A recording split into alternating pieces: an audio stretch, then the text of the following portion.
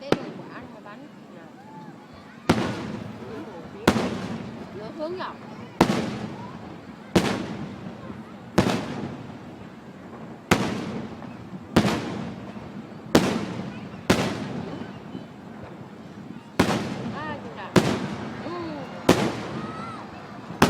Con nước rồi gớm rồi.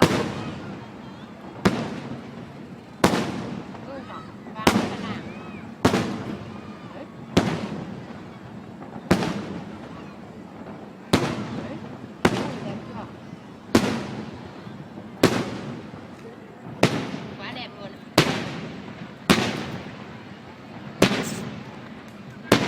Thấy rõ. Đẹp cực. Quay đi vậy Cứ như là chiến tranh nhỉ. Bùm như là cái khổ đấy bám. Mày nếu phải chụp nó gì, chụp không đẹp. Hết rồi. Chưa, nhưng mà ăn mấy phút. Mới được 8 phút thôi. Đấy.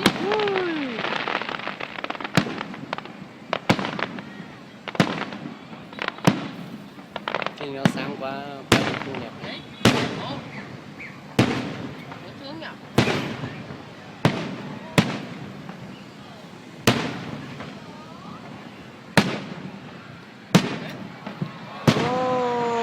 Cái đẹp vào đây là rực rỡ nhất này. Thế nào? Chưa. Cắt chưa vậy?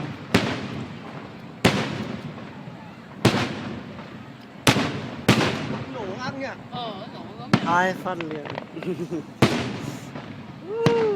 Nổ bắn súng.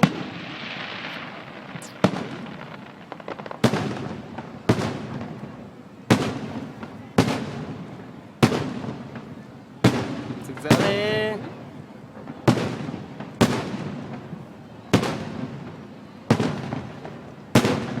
Ô thật rồi. Đẹp nhỉ? Quá đẹp.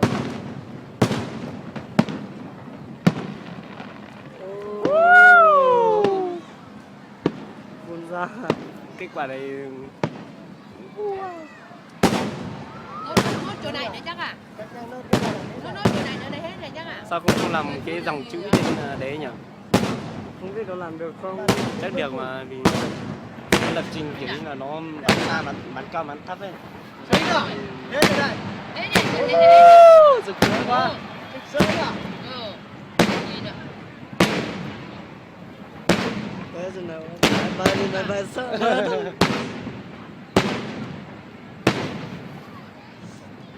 Ôi đẹp rồi đó. Rực rỡ cả khu đô thị.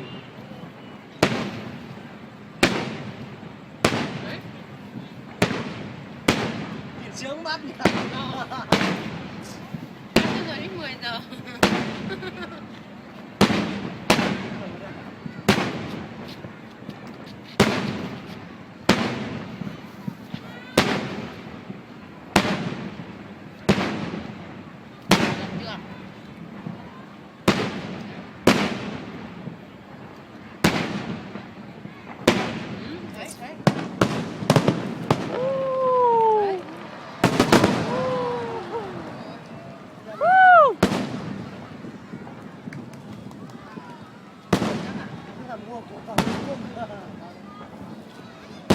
Pháo và bánh nhiều gớm nhở.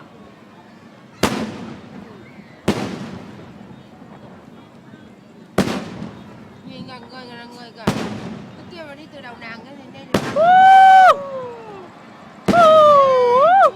Hết rồi. ôi. Đấy ghê thật. Đẹp. Đấy đẹp chưa? Đẹp chưa? Đẹp nhở đi nhở.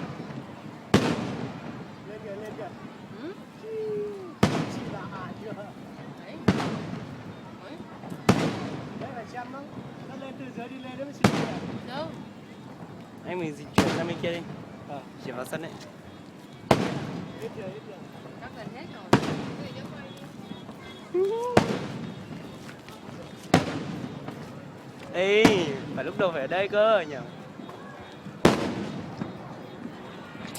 Wow, thật rực rỡ.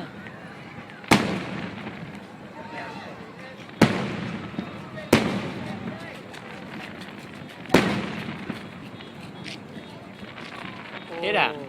Chưa. 30 phút nhỉ? 15 phút sao? Gần hết rồi sao chứ? 15 phút. Lên chứ đi. Chứ đây. Giải phóng thủ đô. Mùng 10 tháng 10.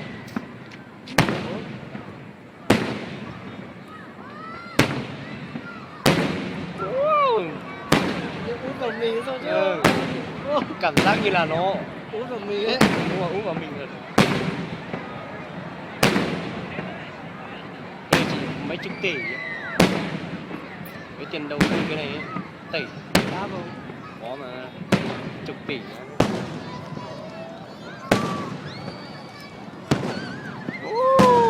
Rực rỡ ủi.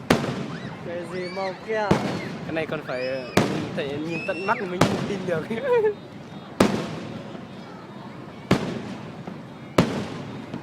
Ôi rồi.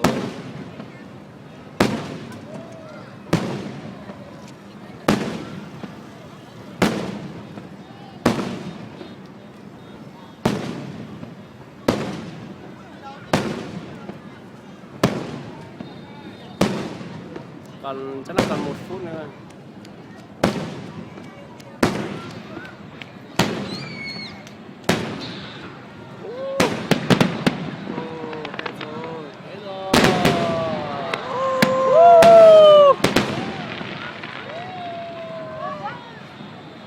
Hết rồi.